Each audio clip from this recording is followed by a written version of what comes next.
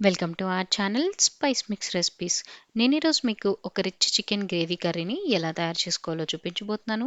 ఈ chicken curry మనకి రైస్‌తో కానీ, చపాతీస్‌తో గానీ లేదా బిర్యానీతో తింటే చాలా చాలా టేస్టీగా ఉంటుంది.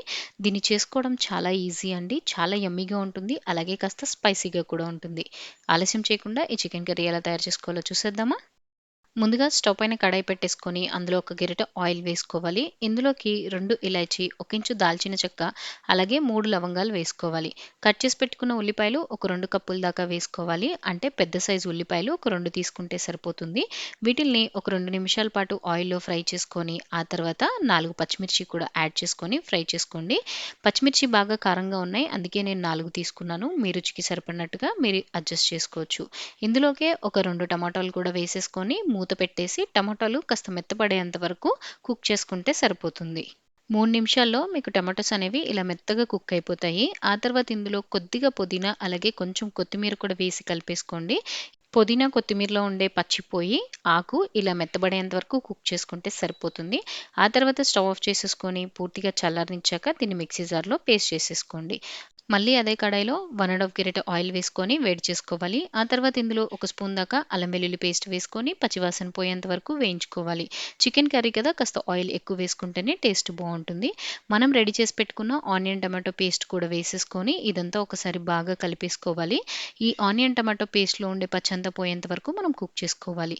ఇందులోకి కొద్దిగా పసుపు, రుచికి సరిపడినంత ఉప్పు, 3 స్పూన్ల వరకు కారం, అలాగే ఒక స్పూన్ వరకు ధనియాల పొడి కూడా వేసుకొని ఈ మసాలాస్ అన్నీ చక్కగా కలిపేసి ఎడ్జెస్ నుంచి ఆయిల్ సెపరేట్ అయ్యేంత వరకు కుక్ చేసుకోవాలి. ఎడ్జెస్ నుంచి ఇలా ఆయిల్ సెపరేట్ అయిన తర్వాత నీట్‌గా వాష్ చేసి పెట్టుకున్న చికెన్ యాడ్ చేసుకోవాలి. నేనిక్కడ ఒక 750 గ్రామ్స్ ఆఫ్ చికెన్ తీసుకున్నాను. ఈ మసాలా పేస్ట్‌ని చికెన్ ముక్కలకి బాగా పట్టించాలి. ఇలా కలుపుకున్న తర్వాత మూత పెట్టేసి ఒక 10 మినిట్స్ పాటు మీడియం ఫ్లేమ్‌లో కుక్ చేసుకోవాలి. 10 నిమిషాల తర్వాత మూత తీసి చూస్తే చికెన్ నుంచి మీకు నేచురల్‌గా వాటర్ వస్తుంది. ఈ టైంలో మనం మిక్సీ పట్టుకున్నాం కదా! అందులో ఒక గ్లాస్ వాటర్ యాడ్ చేసుకొని ఆ వాటర్‌ని ఈ చికెన్‌లో వేసేయండి.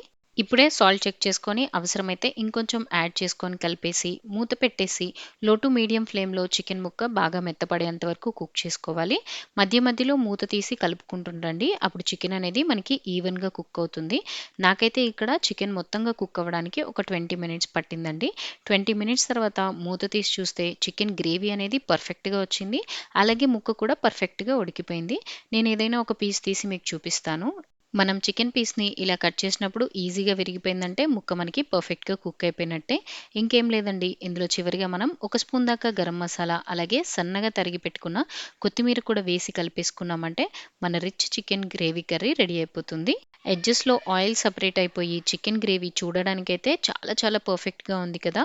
సో, ఈ చికెన్ కర్రీని మీరు కూడా ట్రై చేసి మీకెలాగొచ్చిందో నాకు కామెంట్ చేయండి. వీడియో నచ్చిందా? ఛానల్‌కి సబ్స్క్రైబ్ చేసుకోండి.